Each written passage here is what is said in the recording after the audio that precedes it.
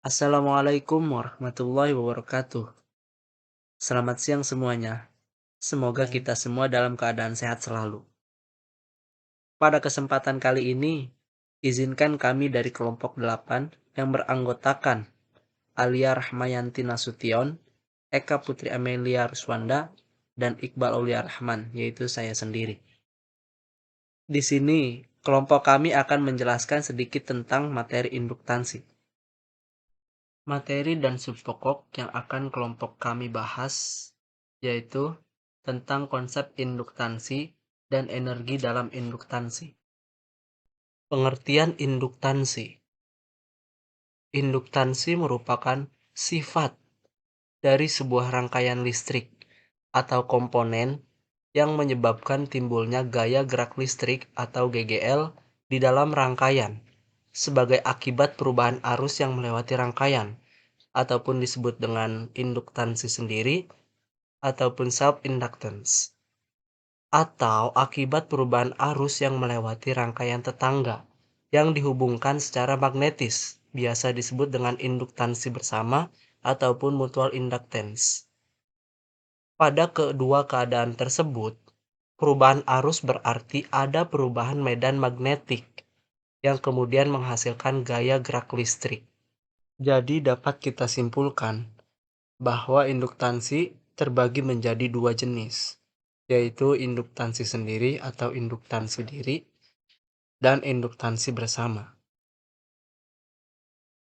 Apabila sebuah kumparan dialiri arus, di dalam kumparan tersebut akan timbul medan magnetik. Selanjutnya, apabila arus yang mengalir besarnya berubah-ubah terhadap waktu, akan menghasilkan fluks magnetik yang berubah terhadap waktu. Perubahan fluks magnetik ini dapat menginduksi rangkaian itu sendiri, sehingga di dalamnya timbul GGL induksi.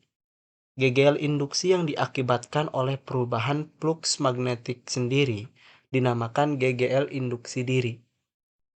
Induktansi diri, GGL induksi pada kumparan. Apabila arus berubah melewati suatu kumparan atau solenoida, terjadi perubahan fluks magnetik di dalam kumparan yang akan menginduksi GGL pada arah yang berlawanan. GGL terinduksi ini berlawanan arah dengan perubahan fluks. Jika arus yang melalui kumparan meningkat, kenaikan fluks magnet akan menginduksi GGL dengan arah arus yang berlawanan dan cenderung untuk memperlambat kenaikan arus tersebut. Dapat disimpulkan bahwa GGL induksi yang dilambangkan dengan E atau epsilon sebanding dengan laju perubahan arus. Dapat dirumuskan sebagai berikut, yaitu epsilon atau E sama dengan negatif L besar dikalikan dengan delta I dibagi dengan delta T. Dengan I merupakan arus sesaat dan tanda negatif menunjukkan bahwa GGL yang dihasilkan berlawanan dengan perubahan arus. Konstanta kesebandingan atau yang dilambangkan dengan L besar disebut induktansi diri atau induktansi kumparan yang memiliki satuan Henry atau H besar, yang didefinisikan sebagai satuan untuk menyatakan besarnya induktansi suatu rangkaian tertutup yang menghasilkan GGL 1 volt bila arus listrik di dalam rangkaian berubah secara seragam dengan laju 1 ampere per detik. Induksi diri pada solenoida dan toroida. Solenoida merupakan kumparan kawat yang terlilit pada suatu pembentuk silinder. Pada kumparan ini, panjang pembentuk melebihi garis tengahnya. Bila arus dilewatkan melalui kumparan, suatu medan magnetik akan dihasilkan di dalam kumparan, sejajar dengan sumbu. Sementara itu, toroida adalah solenoida yang dilengkungkan, sehingga sumbunya menjadi berbentuk lingkaran. Sebuah kumparan yang memiliki induktansi diri yang dilambangkan dengan L besar yang signifikan disebut induktor. Rumus-rumus medan magnet di dalam solenoida adalah sebagai berikut. Yang pertama itu B besar sama dengan mu 0 dikali N kecil dikali I besar.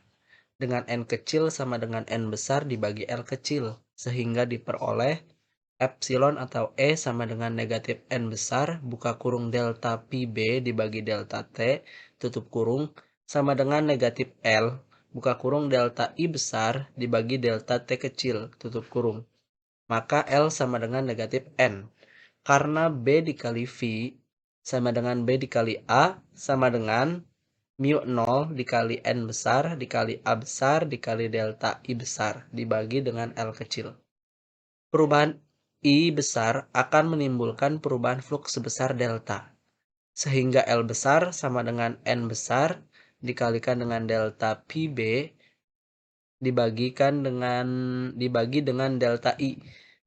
Maka akan menghasilkan L besar sama dengan mu 0 dikali N kuadrat dikali A besar dibagi L kecil. Dengan L besar sama dengan induktansi diri solenoida atau toroida dengan satuan Henry atau H besar. Kemudian untuk mu 0 sama dengan permeabilitas udara, yaitu 4V dikali 10 pangkat negatif 7 WB atau AM. WB per AM. Kemudian untuk N besar sama dengan jumlah lilitan, L kecil sama dengan panjang solenoida atau toroida, satuannya meter. Kemudian untuk A besar sama dengan luas penampang, satuannya meter persegi. Energi yang tersimpan dalam induktor. Energi yang tersimpan dalam induktor atau kumparan tersimpan dalam bentuk medan magnetik. Energi yang disimbolkan dengan U besar yang tersimpan di dalam sebuah induktansi disimbolkan dengan L besar yang dilewati arus I besar atau yang disimbolkan dengan I besar. Rumusnya adalah sebagai berikut. U besar sama dengan 1/2 dikalikan dengan L besar dikalikan dengan I besar kuadrat. Energi pada induktor tersebut tersimpan dalam medan magnetiknya. Berdasarkan persamaan induktansi diri solenoida atau toroida, bahwa besar induktansi solenoida setara dengan mu 0 dikali N besar kuadrat dikali A besar dibagi L kecil. Dan medan magnet di dalam solenoida berhubungan dengan kuat arus yang dilambangkan dengan I besar dengan rumus B besar sama dengan mu 0 dikali N besar dikali I besar dibagi L kecil. Jadi, jika kita bertumpu pada rumus sebelumnya, maka rumus tersebut dapat kita ubah sebagai berikut, yaitu I besar sama dengan B besar dikali L kecil dibagi mu 0 dikali N besar. Maka dari persamaan di atas diperoleh rumusnya sebagai berikut. Apabila energi pada persamaan di atas tersimpan dalam suatu volume yang dibatasi oleh lilitan A1, maka besar energi persatuan volume atau yang disebut kerapatan energi memiliki rumus sebagai berikut. U kecil sama dengan 1/2 dikali B besar kuadrat dibagi dengan mu 0. Jenis induktansi yang kedua yaitu induktansi bersama. Apabila dua kumparan saling berdekatan, seperti pada gambar di samping, maka sebuah arus tetap yang dilambangkan dengan I di dalam sebuah kumparan akan menghasilkan sebuah flux magnetik yang dilambangkan dengan P yang mengitari kumparan lainnya dan menginduksi GGL pada kumparan tersebut. Menurut hukum Faraday, besar GGL epsilon 2 yang diinduksi ke kumparan tersebut berbanding lurus dengan laju perubahan flux yang melewatinya. Nah, karena flux berbanding lurus dengan kumparan 1, yang pada slide sebelumnya, yang ini, maka epsilon 2 harus sebanding dengan laju perubahan arus pada kumparan 1, yang dapat dinyatakan dengan rumus epsilon 2 sama dengan negatif M besar dikalikan dengan delta I besar 1 dibagi dengan delta T. Dengan M besar adalah konstanta pembanding yang disebut induktansi bersama. Nilai M besar tergantung pada ukuran kumparan, jumlah lilitan, dan jarak pisahnya. Induktansi bersama mempunyai satuan Henry. yang dilambangkan dengan H besar. Untuk mengenang fisikawan asal Amerika Serikat, yaitu Joseph Henry, yang dilahirkan pada tahun 1797 dan wafat pada tahun 1878.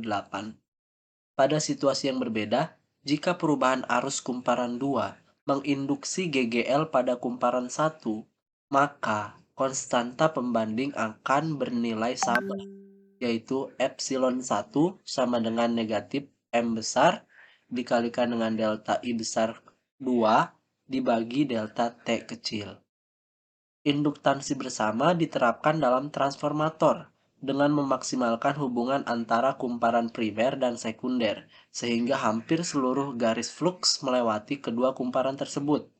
Alat pemacu jantung untuk menjaga kestabilan aliran darah pada jantung pasien merupakan salah satu contoh alat yang menerapkan induktansi bersama. Contoh soal. Kita masuk ke dalam contoh soal. Contoh soal yang pertama yaitu sebuah kumparan mempunyai induktansi diri 2,5 Henry. Kumparan tersebut dialiri arus searah yang besarnya 50 mA. Berapakah besar GGL induksi diri kumparan apabila dalam selang waktu 0,4 second kuat arus menjadi 0? Jawab, diketahui L atau induktansi diri sama dengan 2,5 Henry. Kuat arus yang pertama yaitu 50 mA. Jika kita ubah ke ampere, maka akan menghasilkan 5 dikali 10 pangkat negatif 2 ampere. Kemudian kuat arus yang kedua atau I2 sama dengan 0. Kemudian selang waktu atau delta T sama dengan 0,4 second. Yang ditanyakan adalah epsilon, yaitu besar GGL induksi diri kumparan. Maka nilainya dapat kita cari dengan menggunakan rumus yang sudah kita bahas di slide sebelumnya, yaitu epsilon sama dengan negatif L besar dikali delta I besar dibagi delta T kecil. Tinggal dimasukkan nilainya, yaitu sama dengan negatif 2,5 buka kurung 0 dikurang 5 dikali 10 pangkat negatif 2 dibagi 0,4 tutup kurung sama dengan negatif 2,5 dikali negatif 0,125 sama dengan 0,31 volt. Contoh soal yang kedua. Hitung energi dalam bentuk medan magnetik yang tersimpan dalam sebuah solenoida 200 lilitan yang menghasilkan fluks magnetik 3,50 dikali 10 pangkat negatif 4 Weber dalam tiap lilitannya ketika dilalui arus tetap 1,65 ampere. Kita akan menjawabnya yaitu dengan diketahui N besar atau jumlah lilitan sama dengan 200 lilitan. Kemudian P atau flux magnetik sama dengan 3,50 dikali 10 pangkat negatif 4 Weber. Kemudian kuat arus tetap yaitu I sama dengan 1,65 ampere. Yang ditanyakan yaitu energi dalam W. Namun pada slide sebelumnya kita lambangkan energi dalam itu dengan huruf U besar. Maka kita boleh ubah dengan U besar, W besar atau U besar yang ditanyakan.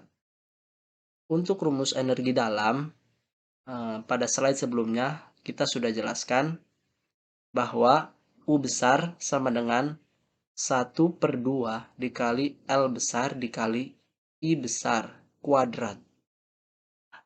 Yang diketahui hanya I besar saja, L besarnya belum diketahui. Maka kita mencari L besarnya terlebih dahulu, yaitu induktansi diri.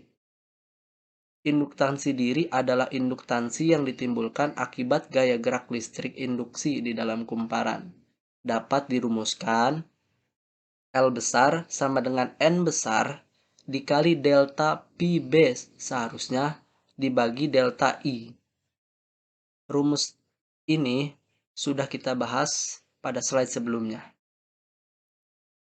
Kemudian L besar sama dengan 200 dikali 3,50 dikali 10 pangkat negatif 4 dibagi 1,65.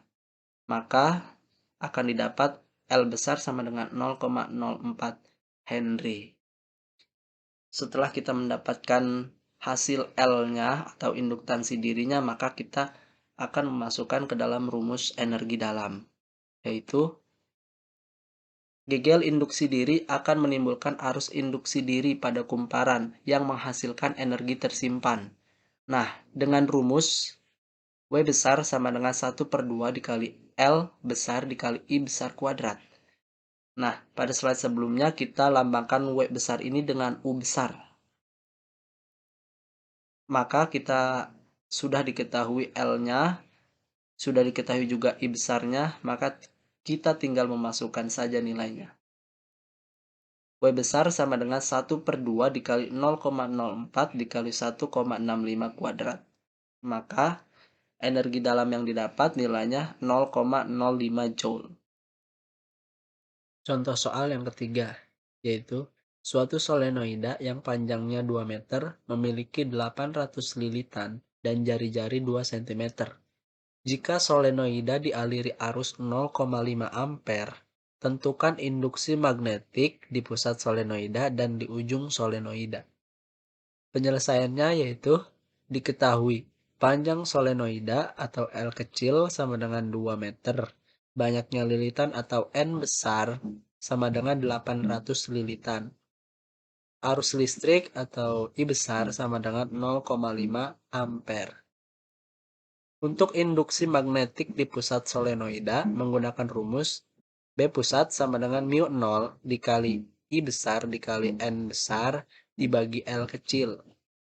Maka kita akan masukkan nilainya yaitu sama dengan buka kurung 4V dikali 10 pangkat negatif 7 tutup kurung dikali dengan 0,5 dikali dengan 800 dibagi 2 sama dengan 8V dikali 10 pangkat negatif 5 Tesla. Kemudian untuk induksi magnetik di ujung solenoida menggunakan rumus B ujung sama dengan μ0 dikali I dikali N besar dibagi 2 L kecil. Itu bisa saja dengan sama dengan 1/2 B pusat sama dengan 1/2 dikali dengan hasil dari B pusat sebelumnya, yaitu 8V dikali 10 pangkat negatif 5. Maka akan menghasilkan 4V dikali 10 pangkat negatif 5 T besar atau Tesla. Contoh soal yang keempat yaitu sebuah toroida berjari-jari 20 cm dialiri arus sebesar 0,8 ampere. Jika toroida mempunyai 50 lilitan, tentukan induksi magnetik pada toroida. Penyelesaiannya yaitu diketahui jari-jari atau A kecil sama dengan 20 cm. Maka kita ubah satuannya ke meter, maka akan menghasilkan 2 dikali 10 pangkat negatif 1 meter. Kemudian arus listrik atau I besar sama dengan 0,8 ampere.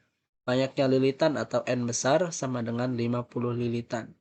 Maka induksi magnetik pada toroida akan atau dapat bisa menggunakan rumus sebagai berikut, yaitu B besar sama dengan μ0 dikali I dikali N besar dibagi 2V dikali A